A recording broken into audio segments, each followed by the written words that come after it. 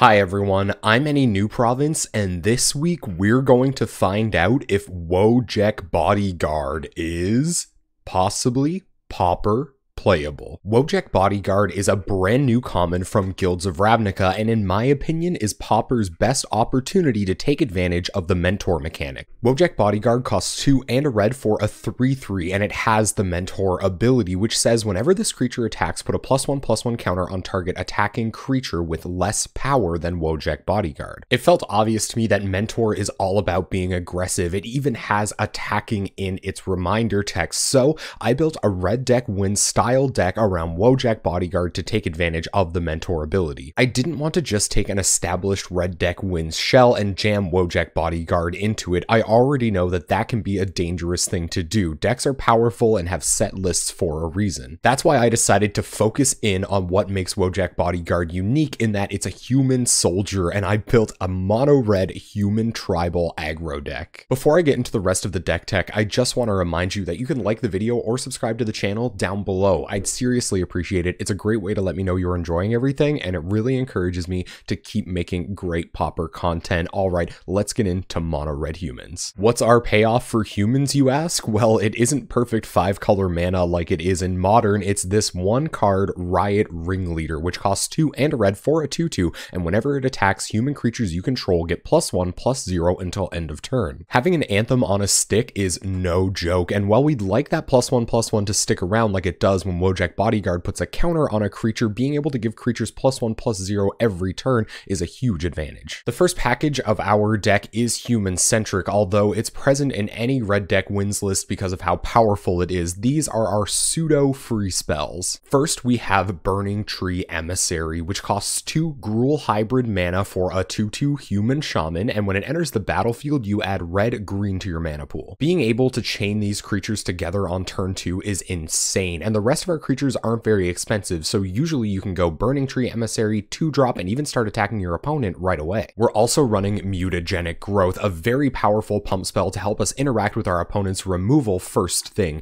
Mutagenic Growth costs 1 green Phyrexian mana, but will usually pay 2 life for it, and it gives target creature +2/+2 until end of turn at instant speed. Next up are our 1-drops, starting with a very spicy inclusion in Kolaghan Stormsinger. It costs 1 red mana for a 1/1 human shaman with haste and Megamorph. Megamorph means you can cast Kolaghan Stormsinger face down for 3 mana. It comes down as a 2/2 colorless creature without any converted mana cost. At any time, you can pay red to flip Kolaghan Stormsinger over, put a +1/+1 counter on it, and keep using it. Stormsinger also has an interesting ability. When it's turned face up, target creature gains haste until end of turn. This is pretty cool because some of our creatures come down very big and we'd like to attack with them right away. If we have a face down Kolaghan Stormsinger on the battlefield, we can do just that. Our other 1-drop is the only non-human creature in the deck, but it's just too good not to include. It's Goblin Bushwhacker. It costs 1 red mana for a 1/1 with kicker red, which means you can pay an additional red mana as you cast Goblin Bushwhacker.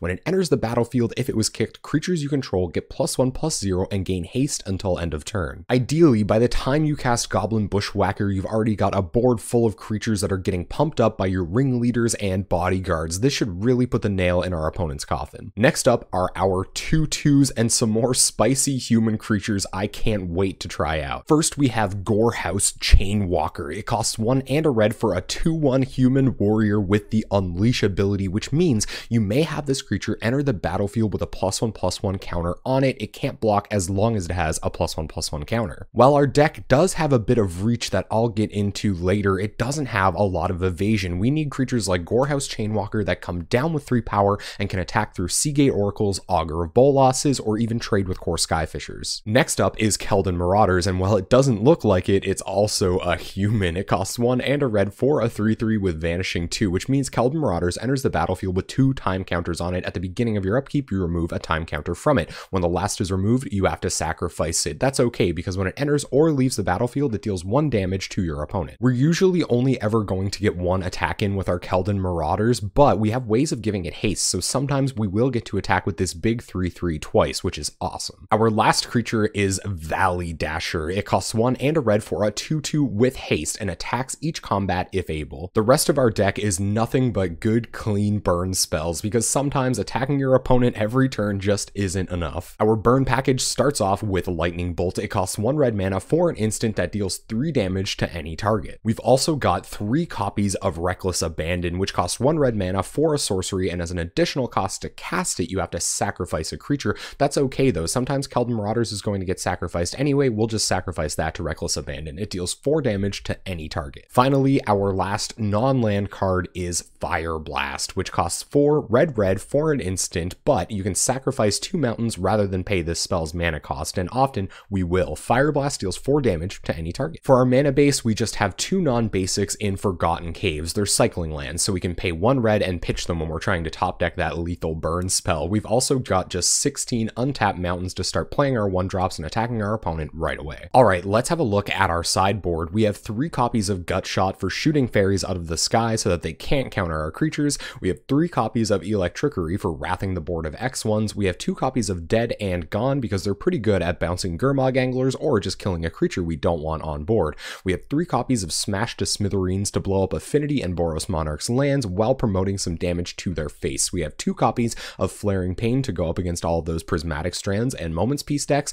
and we have 2 copies of Hearth Charm, which is a really versatile sideboard card, and it can even be an anthem to make us faster in the aggro mirror. And there you have it, mono red humans. We're going to take this deck into a league at twitch.tv/AnyNewProvince this Tuesday night at 7 p.m. Atlantic time. We're there every Tuesday night playing Possibly Pauper Playable decks. Before I go, I just want to remind you that you can like the video or subscribe to the channel down below. I'd seriously appreciate it. It's a great way to let me know you've enjoyed everything, and it really encourages me to keep making great Pauper content. Thank you so much for watching. I hope you enjoyed this deck tech, and hopefully I'll see you on Tuesday night.